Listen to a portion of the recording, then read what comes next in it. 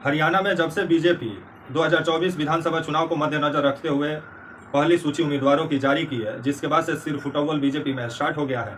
तो वहीं बीजेपी में साफ परिवारवाद इस लिस्ट में नजर आता है। जो पहली उम्मीदवारों की लिस्ट जारी की है बीजेपी, उसमें साफ परिवारवाद झलकता है। जो बीजेपी कांग्रेस पर परिवारवाद का आरोप लगाती है, लेकिन वही बीजेपी अभी हरियाणा में परिवारवाद के सहारे ही चुनाव लड़ रही हो ऐसा लग रहा है, क्योंकि अधिकतर जिनके माता या पिताजी बीजेपी में पहले से नेता या मंत्री या विधायक रहे हैं, उन्हीं के सदस्यों को टिकट मिला है। और जिसको लेकर के पार्टी में नाराजगी भी है, तो वहीं बाहर से आए लोगों को भी बीजेपी टिकट देने का काम किया है, जिस पर पार्टी के अंदर ही घमासान छिड़ गया है। और आइए आपको पूरी खबर समझाएंगे, वीडियो को अंत तक देखिएगा तभी समझ में आएगा। नमस्कार, मेरा नाम विश्वजीत कुमार और आप देख रहे हैं वाक फॉर इंडिया न्यूज। बीजेपी आए दिन कांग्रेस पार्टी में परिवारवाद का आरोप लगाती है कि कांग्रेस पार्टी परिवारवादी पार्टी है, लेकिन बीजेपी में जो हरियाणा में परिवारवाद है वो आपको इस वीडियो में आज बताएंगे। क्योंकि जो विधानसभा चुनाव का जो तारीखों का ऐलान हुआ है हरियाणा में, जहां 5 अक्टूबर को वोट डाले जाएंगे, 8 अक्टूबर को विधानसभा चुनाव का नतीजा आएगा, उससे पहले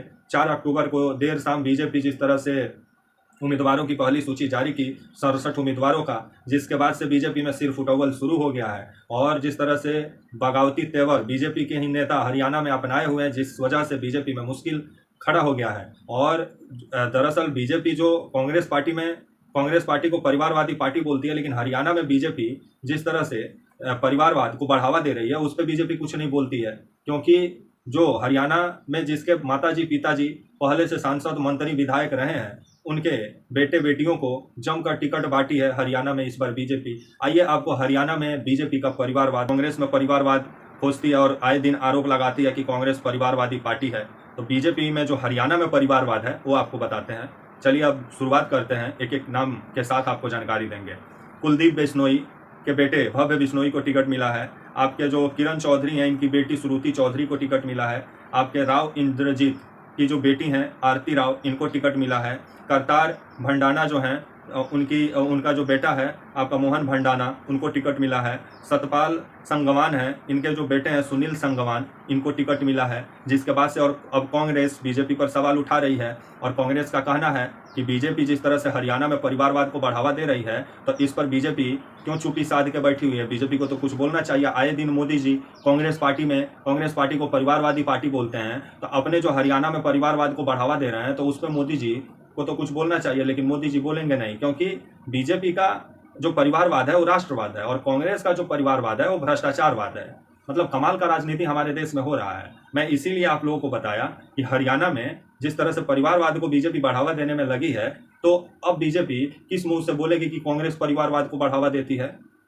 और आए दिन जिस तरह से मोदी जी परिवारवाद के सहारे कांग्रेस पार्टी को टारगेट करते हैं, तो जो बीजेपी जो है हरियाणा में जो टिकटों का बंटवारा मोदी जी, अमित शाह, जो जेपी नड्डा, यही लोग मिल के किए हैं, चयन किए हैं कि किनको टिकट मिलेगा किनको टिकट नहीं मिलेगा।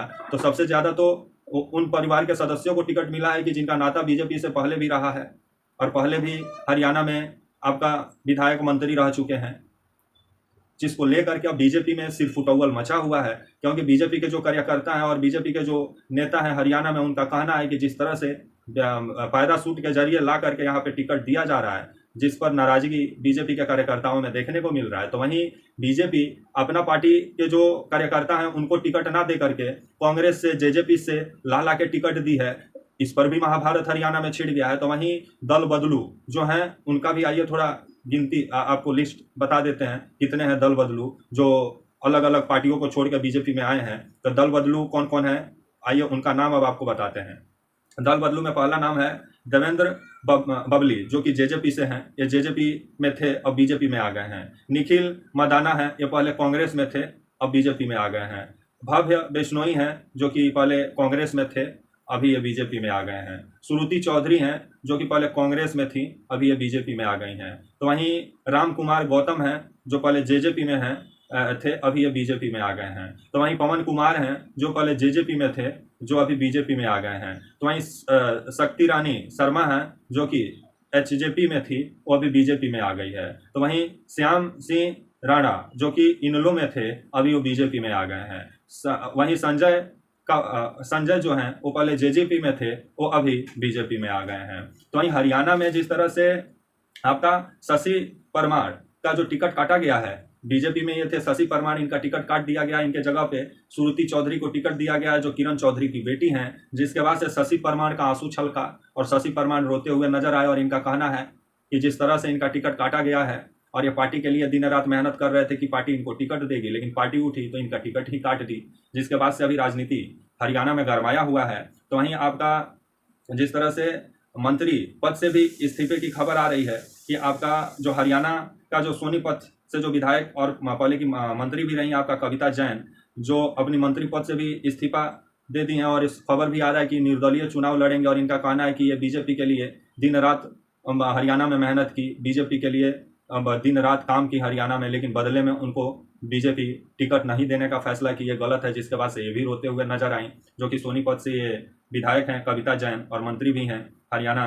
सरकार में थी। लेकिन अभी जिस तरह से बीजेपी में जो जिन जिन को टिकट नहीं मिला है वो अभी जिस तरह से बागी तेवर अपनाए हुए हैं, तो वहीं बहुत ऐसे जो वरिष्ठ नेता हैं जो टिकट का उम्मीद लगा के बैठे हुए थे, लेकिन बीजेपी बाहर से लोगों को ला के जो टिकट देने का हरियाणा में काम की है, जिसको लेकर के बीजेपी के अंदर ही नाराजगी देखने को मिल रहा है। तो वहीं अभी कांग्रेस पार्टी अपना उम्मीदवारों का लिस्ट जारी नहीं की है, अभी कांग्रेस पार्टी बीजेपी के अंदर का सिर फुटअव्वल देख रही है, क्योंकि कांग्रेस पार्टी के लिए लिस्ट जारी करना भी मुश्किल है, क्योंकि कांग्रेस पार्टी में भी बहुत जो नेता हैं उम्मीद लगा के बैठे हुए हैं कि उनको टिकट मिलेगा। अगर गलती से टिकट उनका कांग्रेस पार्टी में कटा तो कांग्रेस के लिए भी हरियाणा में नेता सब मुश्किल पैदा कर सकता है, जिसको लेकर के कांग्रेस में अभी मंथन चल रहा है। तो वहीं बीजेपी 4 सितंबर को जिस तरह से खबर आया कि देर रात लिस्ट जारी हुआ और सुबह में जैसे बीजेपी के कार्यकर्ताओं को मालूम चला 5 आपका सितंबर को, ऐसा ही बीजेपी के अंदर बवाल शुरू हो गया हरियाणा में और पार्टी कार्यालय के बाहर ही बीजेपी के कार्यकर्ता धरना प्रदर्शन करने लगे और हंगामा करने लगे, क्योंकि वरिष्ठ नेता जो काफी समय से बीजेपी में हरियाणा में काम कर रहे हैं उनका उम्मीद था कि उनको टिकट मिलेगा,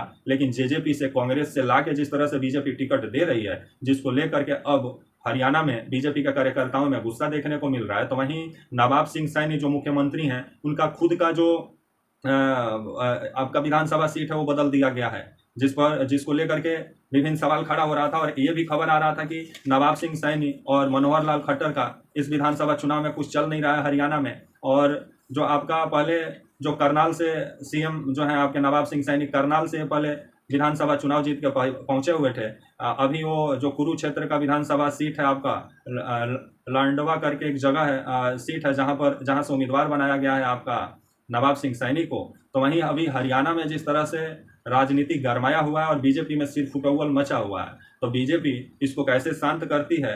और 5 अक्टूबर को वोट डाले जाएंगे और 8 अक्टूबर को विधानसभा चुनाव का नतीजा आएगा, लेकिन इस बार बीजेपी के लिए हरियाणा में मुश्किल पैदा होते हुए नजर आ रहा है, जहां किसान अलगे नाराज हैं, महिला पहलवान अलगे नाराज हैं, जाट अलगे नाराज हैं, अब पार्टी के अंदर ही सिर फुटअव्वल मचा हुआ है। तो इसको कैसे बीजेपी शांत करती है, कैसे अमित शाह और जो मोदी जी हैं वो कैसे हरियाणा में जो बवाल मचा है हुआ है उसको कैसे शांत करते हैं, और जिस तरह से पार्टी में भगदड़ मचा हुआ है उस पर कब विराम लगता है ये भी देखने वाली बात होगी। तब तक के लिए आप मुझे इजाज़त दीजिए और आप हमारे channel walk for India news को प्लीज़ लाइक और सब्सक्राइब और शेयर करना ना भूलें। तब तक के लिए नमस्कार, जय हिंद, वंदे मातरम।